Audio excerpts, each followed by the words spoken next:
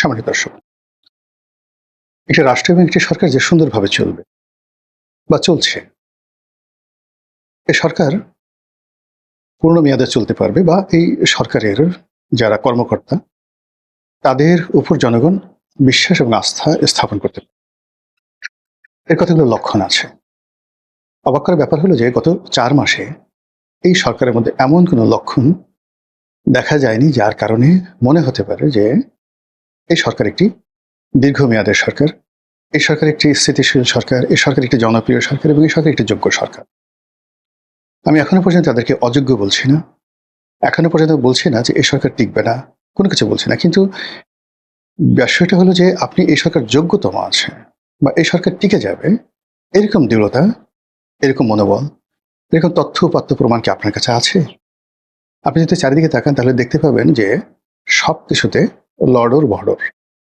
আচ্ছা, লড়র ভড়র শব্দটা কি? এটা চট্টগ্রামের একটা আঞ্চলিক ভাষা সম্ভবত। এর কারণ হলো এই শব্দটি আমি বা আপনারা বা আমরা সবাই শুনেছি সর্বপ্রথম ডক্টর মোহাম্মদ ইউনূসের মুখ থেকে। তিনি একেবারে তার প্রথম সাক্ষাৎকারে তিনি বললেন ক্ষমতা গ্রহণ করার সঙ্গে সঙ্গে যে সবকিছু তো লড়র বড়র হয়ে আছে। লড়র ভড়র বলতে আসলে কি বোঝায়? যদি ইউনূস সাহেবের পরবর্তী কর্মকাণ্ড দেখেন তাহলে দেখবেন যে নেগেটিভের সঙ্গে পজিটিভ, পজিটিভের সঙ্গে নেগেটিভ, উত্তরের সঙ্গে পশ্চিম, পশ্চিমের সঙ্গে উত্তর। মানে সাধারণত কি হয়, উত্তর দক্ষিণ এ দুটোর কানেক্টিভিটি করা যায়, পূর্ব পশ্চিমের কানেক্টিভিটি করা যায় এবং পূর্ব পশ্চিমে একটা সুতো টানিয়ে দেন, উত্তর দক্ষিণে একটা সুতো টানিয়ে দেন, দেখবেন যে সেখানে একটা এক্স হয়ে গেছে, এটা ক্রস হয়ে গেছে, সেখানে 4টি কোণ তৈরি হয়ে গেছে, 4টি রাস্তা তৈরি হয়ে গেছে। কিন্তু আপনি যদি পূর্ব পশ্চিমের পরিবর্তে উত্তর দক্ষিণের পরিবর্তে অন্যভাবে সুতো টানানোর চেষ্টা করেন তাহলে দেখবেন যে সেখানে অনেকগুলো নেট তৈরি হয়েছে, জাল তৈরি হয়ে গেছে, মৌমাছির বাসা তৈরি হয়েছে, অনেকগুলো অ্যাঙ্গেল তৈরি হয়েছে, অনেকগুলো কোণ, চতুষ্কোণ, রম্বস তৈরি হয়েছে, না বর্গক্ষেত্র, না ত্রিভুজ, না চতুর্ভুজ। তো সেই দিক থেকে প্রতিটি কাজেরই একটা সীমা আছে, নিয়ম আছে। এই সরকার এই গত 4 মাসে যা কিছু করেছেন তার মধ্যে উল্লেখযোগ্য যদি আপনি দেখেন দৃশ্যমান যেগুলো নিয়ে আলাপ আলোচনা হচ্ছে, তারেক রহমান সাহেব সিলেটে গেলেন, সবাই থেকে দুলাভাই ডাকলো। তিনি গেলেন, শ্বশুর বাড়িতে গেলেন, স্ত্রীর মাথার উপর ছাতা তুললেন। তিনি কক্সবাজারে গেলেন, তার স্ত্রী সেখানে গিয়ে একটা স্বাক্ষর বইতে স্বাক্ষর করলেন এবং তিনি সেটা দেখলেন, ভাইরাল হয়ে গেল। সবাই বলছেন আহা হা কি সুন্দর, দেখুন জুবাইদুর রহমান পরিদর্শন বইতে স্বাক্ষর করছেন ডুলারি হাজারি পার্কে, আর সেটা মুগ্ধতা নিয়ে প্রধানমন্ত্রী দেখছেন। এগুলো হলো খবর। তারপর খবর কি, তারেক রহমান সাহেব তার স্ত্রী কন্যাদেরকে নিয়ে সিনেমা দেখতে যাচ্ছেন, মঞ্চ নাটক দেখতে যাচ্ছেন, খবর।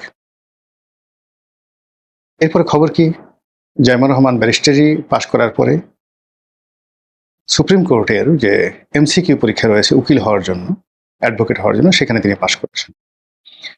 তিনি বাংলাদেশের যে ক্রীড়া শিক্ষা প্রতিষ্ঠান রয়েছে বিকেএসপি, সেখানে গেছেন, তরুণ তরুণীদের সঙ্গে খেলতে গিয়ে বাম পা দিয়ে গোল করেছেন।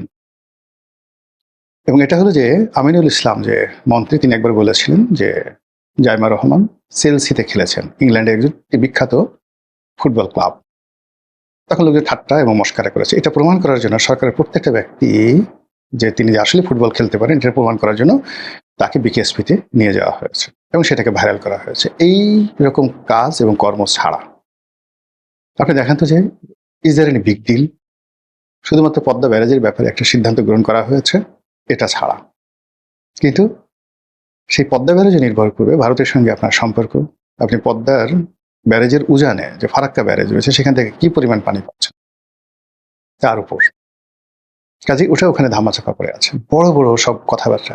আরেকটি পদ্মা সেতু, আরেকটি যমুনা সেতু, আরো দুটো পদ্মা সেতু, আরো দুটো যমুনা সেতু, ইত্যাদি ইত্যাদি নানা রকম কথাবার্তা বলা হচ্ছে। বলা হচ্ছে ঢাকা চিটাগাং হাইওয়ে, এটা শুধু হাইওয়ে না, এটাকে আরো বড় করা হবে, 8 লেন করা হবে। আর এর বাইরে এক্সপ্রেসওয়ে করা হবে, একদম ঢাকা থেকে চট্টগ্রাম ডাইরেক্ট এক্সপ্রেসওয়ে করা হবে। তারপর ঢাকা চট্টগ্রামে যে আগের মনোরেল ছিল বা হাই স্পিড বুলেট ট্রেন ছিল সেটা চালু করা হবে, ইত্যাদি ইত্যাদি নানা রকম কথাবার্তা বলা হচ্ছে সরকারের পক্ষ থেকে। কিন্তু সত্যিকার অর্থে জনতুষ্টিমূলক যে কর্মকাণ্ড, যেখানে জনগণের আসলে কল্যাণ হবে, সরকার মনে করছে ফ্যামিলি কার্ড, সরকার মনে করছে খাল কাটলে জনগণের কল্যাণ হবে। কিন্তু জনগণ সেটা মনেও করছে না এবং এটা নিয়ে সব জায়গাতেই রীতিমতো ঠাট্টা, মশকরা, টিটকারি এবং যেটাকে বলা হয় মকারি, এই জিনিসগুলো হচ্ছে। যে কারণে ডক্টর মোহাম্মদ ইউনূস পরাজিত হয়েছে। তার ১ নম্বর কাজ মানে পরাজয় ছিল আইন শৃঙ্খলার উন্নতি করতে পারে। সেই ধারাবাহিকতা অব্যাহত আছে। আর সেই ধারাবাহিকতার সঙ্গে যেটা রাষ্ট্রের অস্তিত্বকে নষ্ট করেছে সেটা হলো বিরোধী দলের উপর দমন পীড়ন, বিশেষ করে আওয়ামী লীগের উপর সেটা চলমান। অতিরিক্ত জামাত, এনসিপি তাদের উপর যে ধরনের নতুন করে বিধিনিষেধ আরোপ করা হচ্ছে, তাদের মধ্যে যেভাবে ভয় তৈরি করে দেওয়া হচ্ছে, এতে করে সরকারের যে কর্মকাণ্ড সেই কর্মকাণ্ড আসলে প্রশংসা পাচ্ছে না, মুখ থুবড়ে পড়ছে এবং সরকারকে যারা সহযোগিতা করতে চায় তাদের মধ্যে এক ধরনের আতঙ্ক ছড়িয়ে পড়েছে। এবং এগুলোকে যদি আপনি কম্বাইন করেন তাহলে বলতে পারেন যে সরকারের সমস্ত কর্মকাণ্ডে লড়র ভড়র হয়ে গেছে। আচ্ছা, আপনি বলেন তো এই মুহূর্তে ইসলামী ব্যাংক নিয়ে নাড়াচাড়া করার কি দরকার ছিল? যেটি পারবেন না সেটি কেন করতে গেলেন? ইসলামী ব্যাংক দখল করতে হবে, এস আলমদেরকে ফিরিয়ে দিতে হবে, এই ধরনের কথাবার্তা কেন আসবে? এস আলমের এজেন্ট হয়ে স্বরাষ্ট্রমন্ত্রী কাজ করবে, এই ধরনের বদনাম দুর্নাম কেন স্বরাষ্ট্রমন্ত্রীর উপর চাপানো হবে বা এরকম সুযোগ কেন স্বরাষ্ট্রমন্ত্রী দেওয়া হবে? পার্লামেন্টে যে বসে প্রকাশ্যে যখন বলছে বিরোধী দলের লোক যদি এস আলমের গাড়িতে করে স্বরাষ্ট্রমন্ত্রী ঘুরে বেড়ান, তখন স্বরাষ্ট্রমন্ত্রী বলেন যে আমার 4টে গাড়ি ছিল। আরে বাবা, আপনার 4টে গাড়ি হলেও কি করে বলেন? Your father, your grandfather was never a যাকে বলা হয় নেভার এ বিজনেসম্যান। আপনার পারিবারিক অর্থ সম্পদ এমন পর্যায়ে ছিল না, একেবারে সাধারণ একটা পরিবার থেকে আপনি এসেছেন। তো সেক্ষেত্রে এই সাধারণ থেকে অসাধারণ হতে হলে আপনাকে একটা বিজনেস যাকে বলা হয় সময় থাকতে হবে। সেই সময়টা কখন পেলেন আপনি বলেন? আপনি প্রথমে খালেদা জিয়ার এপিএস হলেন, একজন এপিএস এর বেতন কত? টাকা পেলেন কোথায়? তারপর আপনি একজন প্রতিমন্ত্রী হলেন, প্রতিমন্ত্রীর বেতন কত? এরপর 111 হলো, 111 সময় আপনি ওই যে আপনি আউট অফ স্টেশন, তা আপনার জীবনের সময়টা হলো মাত্র চাকরিজীবী হিসেবে 91 থেকে 96, তারপরে মন্ত্রী হিসেবে 2001 থেকে 2006, বা আমি আমি আমার আসলে ওরকম উনি একবার মানে যাকে বলা হয় যোগাযোগ প্রতিমন্ত্রী ছিলেন এবং সেই যোগাযোগ প্রতিমন্ত্রী হিসেবে চট্টগ্রামের যে মেরিন ড্রাইভটা রয়েছে ওই মেরিন ড্রাইভ তখন যোগাযোগ মন্ত্রী ছিলেন অলি আহমেদ। সেই অলি আহমেদের অধীন তিনি যোগাযোগ প্রতিমন্ত্রী ছিলেন, যেহেতু তিনি কক্সবাজারে ছিলেন এবং অলি আহমেদ বেসিক্যালি খুব রিল্যাক্স টাইপের। তো তিনি অনেক ব্যাপার আসলে এখানে তাকে হস্তক্ষেপ করতে পারতেন না এবং সেই কারণে কি হলো, আপনি দেখেন আজকের যে কক্সবাজারের যে যত হোটেল মোটেল জোন আছে, যত জমি এই সমুদ্রের তীরে দখল করা হয়েছে, ভরাট করা হয়েছে, এবং এই যে যত হোটেল মোটেল আছে কলাতলি বিচ থেকে শুরু করে একেবারে সেই আপনার যাকে বলে লাবণী পয়েন্ট থেকে শুরু করে একেবারে সেই এখন যদি আপনি ধরেন এদিকে সেই নতুন যে সাইমন বিচ রিসোর্ট হোটেল, তারপরে আর একটু সামনে গিয়ে পুরো যে জায়গাটি, এবং এদিকে যে কক্সবাজারের সদরের এমপি তার 4-5 বিঘার জায়গার উপরে একটা বাড়ি আছে, কাজল, ওনার বাড়ি, মানে ওই পুরো জায়গাটা ওখানে ওনার বাড়ি থেকে ওই রাস্তাটা যে গেছে সেই রাস্তা থেকে একেবারে বিচ পর্যন্ত পুরো যে জায়গাটা ভরাট থেকে শুরু করে এগুলো মানে বরাদ্দ দেওয়া, যদিও পূর্ত মন্ত্রণালয় দিয়েছে, বরাদ্দ দেওয়া থেকে শুরু করে সবকিছু সালাউদ্দিন সাহেবের নির্দেশে হয়েছে, এই কথা কক্সবাজারের তেলাপোকাও জানে। আচ্ছা, এই যে তার কথা মতো এই কাজগুলো হয়েছে, বিশাল একটা এলাকা বরাদ্দ হয়েছে, ভরাট হয়েছে, সবকিছু হয়েছে, এর মাধ্যমে যদি কিছু আয় রোজগার হয়ে থাকে, এছাড়া আর কি ব্যবসা আছে তার যে 4টা গাড়ি তিনি মেনটেন করতে পারেন? আমরাও তো 4টে গাড়ি আমার মেনটেন করার কথা কল্পনাই করতে পারি। তো তিনি সেটা মেনটেন করেন এবং পার্লামেন্টে সেটা তিনি বলছেন। তো এই জিনিসগুলো আসলে লড়র ভড়র, তিনি খেই হারিয়ে ফেলেছেন, তার ইজ্জতে আঘাত লেগেছে এবং মুখ ফসকে তিনি অনেক কথাগুলো বলে ফেলছেন। তার যদি এত ব্যবসা থাকবে, তিনি তার নিজের ছেলেকে কেন ডক্টর মোহাম্মদ ইউনূসের কাছে নিয়ে গিয়েছিলেন ওই সময় পরিচয় করার জন্য? তার সঙ্গে খালেদা জিয়ার সম্পর্ক ছিল ভালো কথা, তার সঙ্গে খালেদা জিয়ার যে সম্পর্ক ছিল তার চেয়ে শেখ হাসিনার সাথে আমার সম্পর্ক কোনো অংশে কম ছিল, কোনো অংশে কম ছিল না। আমি কোনোদিন আমার স্ত্রী, আমার সন্তানদেরকে আমি কোনোদিন গণভবনে নেই, কোনোদিন বঙ্গভবনে নেই, একটা সিঙ্গেল ছবি আমার সাথে বা আমার পরিবারের কারোর সঙ্গে শেখ রেহানা, শেখ হাসিনার নেই। এটা ব্যক্তিত্বের বিষয়, এটা পার্সোনালিটির বিষয়। তো যা হোক, এই যে সালাউদ্দিন সাহেব, অন্যান্য যারা সরকারের এই মুহূর্তে প্রভাবশালী, যেমন এখন স্বাস্থ্যমন্ত্রী খুব প্রভাবশালী হয়ে পড়েছেন, প্রচুর কথা বলছেন, অস্বাভাবিক কথাবার্তা বলছেন। এর বাইরে অন্যান্য যারা লোকজন আছেন আমার খুবই স্নেহভাজন, প্রীতিভাজন, আমি তাদের নাম উচ্চারণ করতে চাই না, কিন্তু সবাই ওভার অ্যাক্টিং করছেন। এই ওভার অ্যাক্টিংটা হচ্ছে সরকারের জন্য একটা লডর ভডর। আর সেই লডর ভডরের কারণে ইসলামী ব্যাংকে প্রবলেম হলো।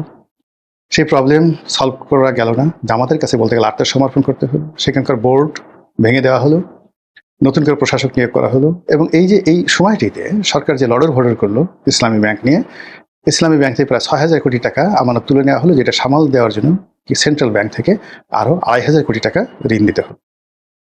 এই দায় কি সরকারের, নাকি ইসলামী ব্যাংকের, নাকি লডর ভডর? তো এই যে কাজ ঘটছে, এর বাইরে আপনি দেখেন মগবাজারে যে হাসপাতাল আদ্দিন, এটি নিয়ে কি লঙ্কাকাণ্ড ঘটছে। স্বাস্থ্যমন্ত্রী লাইসেন্স বাতিল করে দিয়েছেন, আবার বলছেন হাসপাতাল লাইসেন্স বাতিল করেছি, মেডিকেল কলেজের করিনি। আবার বলছেন শুধুমাত্র এই শাখাটি বন্ধ করা হয়েছে, আদ্দিনের আরও যে শাখাগুলো রয়েছে, একটি বসুন্ধরার সাথে একটা শাখা আছে, অন্যান্য এলাকাতে শাখা আছে, যশোরে তাদের একটা আরো বিশাল ব্যাপক তাদের এস্টাবলিশমেন্ট রয়েছে, সেগুলো বন্ধ করা হয়। আবার বলা হয়েছে আদ্দিনের এই লাইসেন্স চালু করার জন্য আমার পিছনে কোটি কোটি টাকা নিয়ে ঘুরেছে, আমি এটা মানে টাকার কাছে বিক্রি হয়নি, আমি প্রধানমন্ত্রীকে বলেছি, প্রধানমন্ত্রী বলেছে আপনার যা ইচ্ছে তাই করেন। এই সকল কথাবার্তা অস্থিরতার লক্ষণ, এই সকল কথাবার্তা ফাটাকেষ্ট হওয়ার লক্ষণ। অনিল কাপুর যেভাবে হিন্দি সিনেমাতে নায়কের ভূমিকা পালন করেছেন, এই সকল কর্মকাণ্ড নায়ক হওয়ার অভিলাষ। এই সকল কর্মকাণ্ডের ফলে যা তৈরি হবে তা হলো কেবলই লডর ভাব।